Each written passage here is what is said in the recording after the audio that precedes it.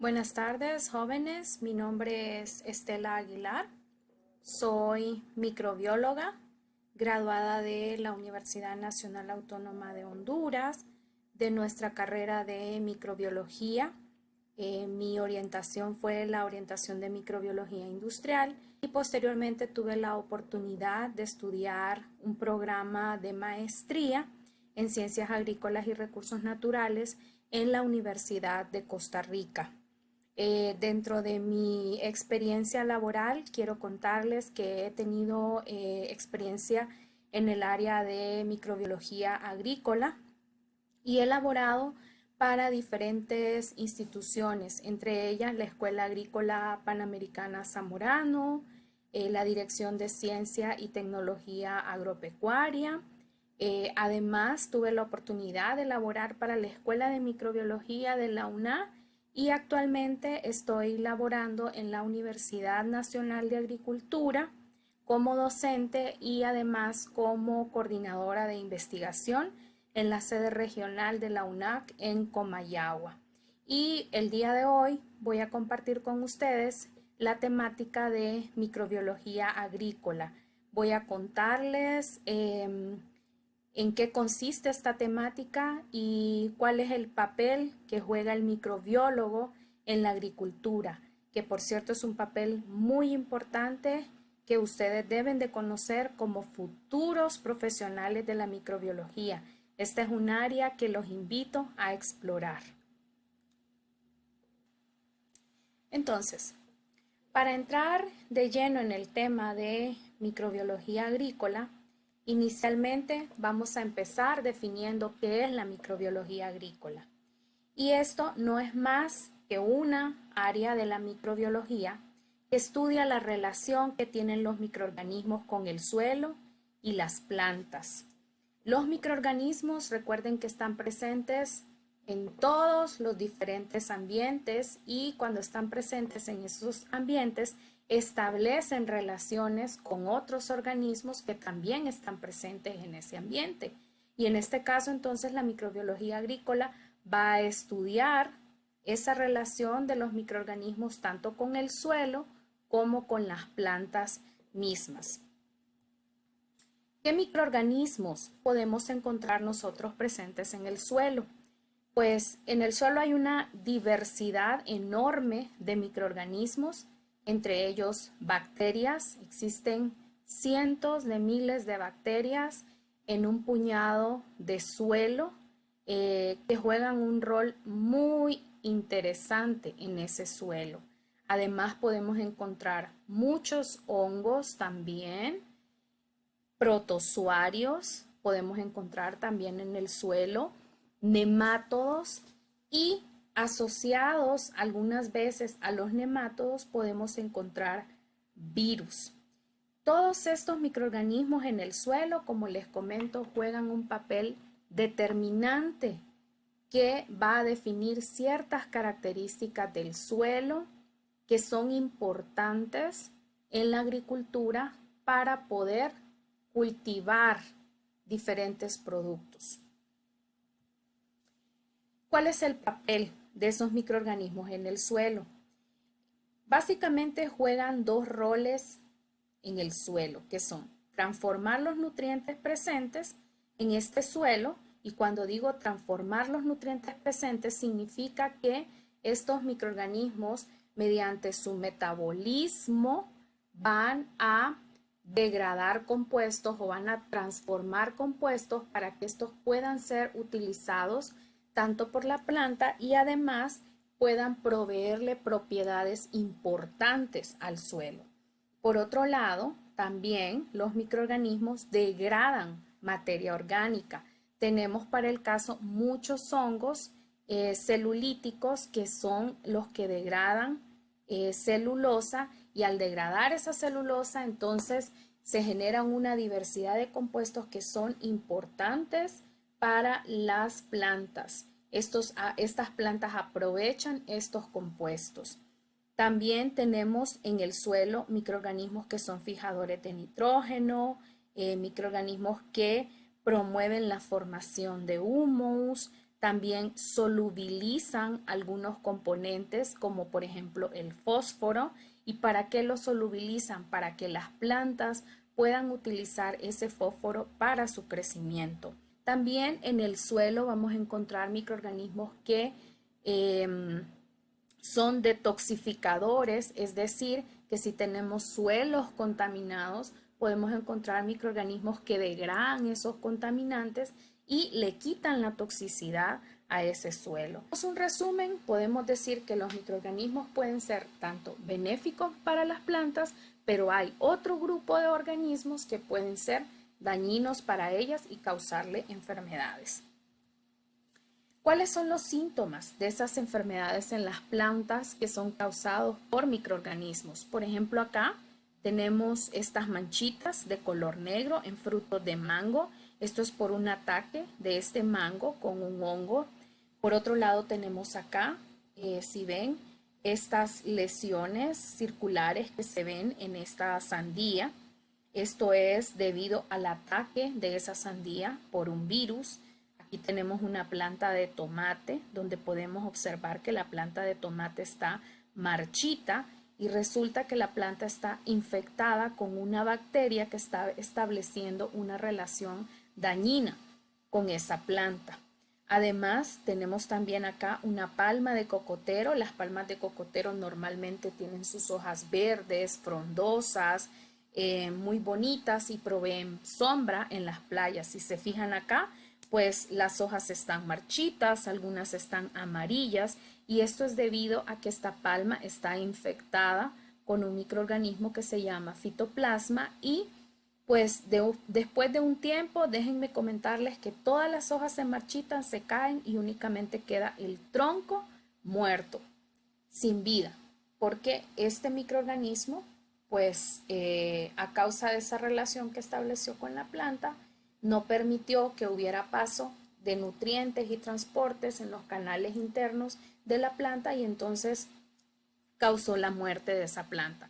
Por otro lado, quien no ha visto en su refrigeradora, muchas veces las naranjas tienden a presentar este tipo de micelios. Esto es un ataque de una naranja por un penicillium, que es un hongo. Esto es algo muy común que normalmente hemos visto todos, creo, en nuestras casas. Por otro lado, también podemos ver este tipo de lesiones en fresas, podemos verlas en uvas, en verduras. Por otro lado tenemos acá también una papa. Esta es una papa. Si ven estas corrugaciones que se observan aquí, son causadas por un nemátodo. Cuando el nemátodo entra en contacto con esta papa, el nemátodo comienza a reproducirse y al reproducirse dentro de esos tubérculos de papa, entonces va a presentar la papa esas corrugaciones que se observan. Que no nos gusta consumir ese tipo de frutas, de vegetales, de verduras que se venden en el mercado. Cuando las vemos con este tipo de cosas decimos, no, esto está malo y no lo queremos comprar. Muy importante conocer estas relaciones de los microorganismos con las plantas, porque pueden causar pues pérdidas económicas a los productores, ¿verdad? Y en nuestro caso, pues básicamente nosotros no queremos consumir ese producto que tiene esas lesiones, que es feo a la vista. En cuanto al control biológico, hay muchos organismos como hongos, nemátodos, virus, bacterias que se utilizan para controlar insectos que son plaga y que pueden causar daños en los diferentes cultivos. Por ejemplo, aquí tenemos un hongo.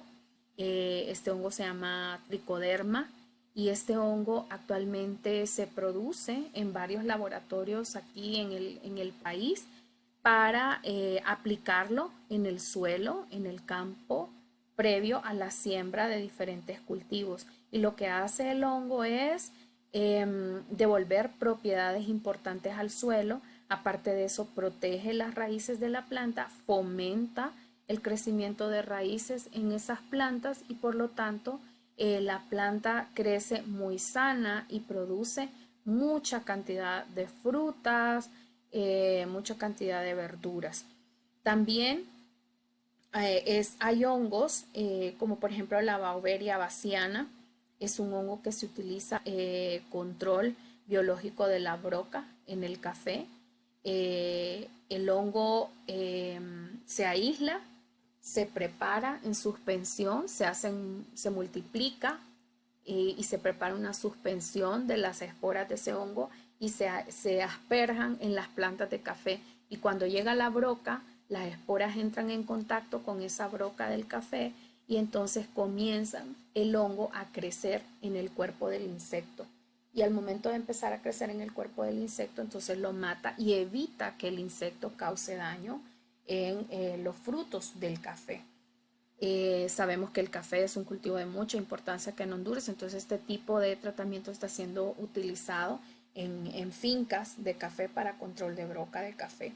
También hay algunos nemátodos que van a matar larvas que se comen las raíces de las plantas, como por ejemplo del maíz.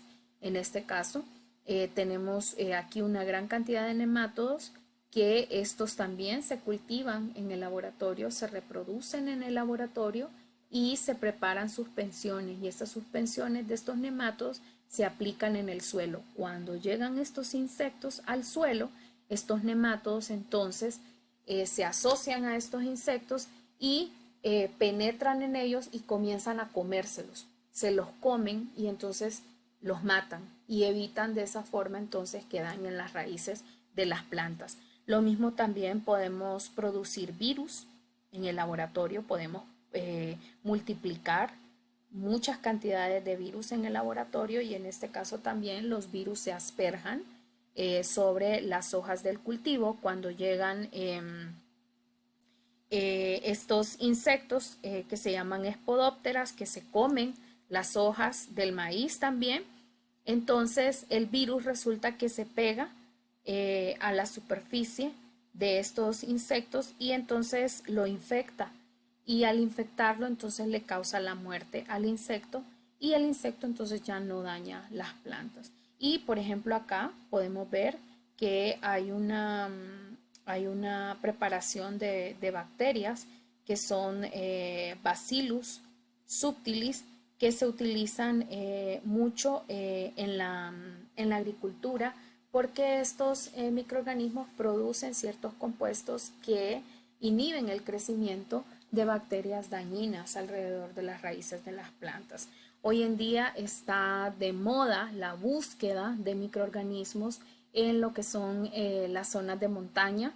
¿Por qué en las zonas de montaña? Porque son zonas donde no ha habido presencia humana y entonces podemos encontrar microorganismos en suelos que se conocen como suelos vírgenes, y ahí existe una gran diversidad de organismos que pueden tener muchas propiedades metabólicas que pueden ser de utilidad para la agricultura. También tenemos microorganismos que son fijadores de nitrógeno.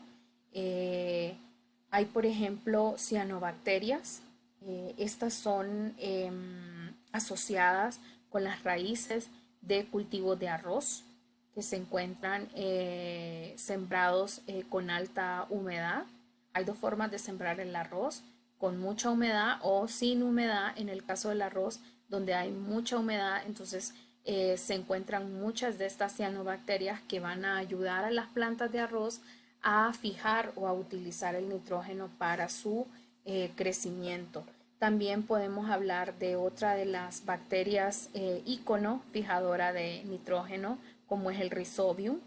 En el caso del Rhizobium, esta se asocia con las raíces de las leguminosas, como por ejemplo la soya, el frijol, y cuando se asocia con las raíces, entonces produce estos nódulos.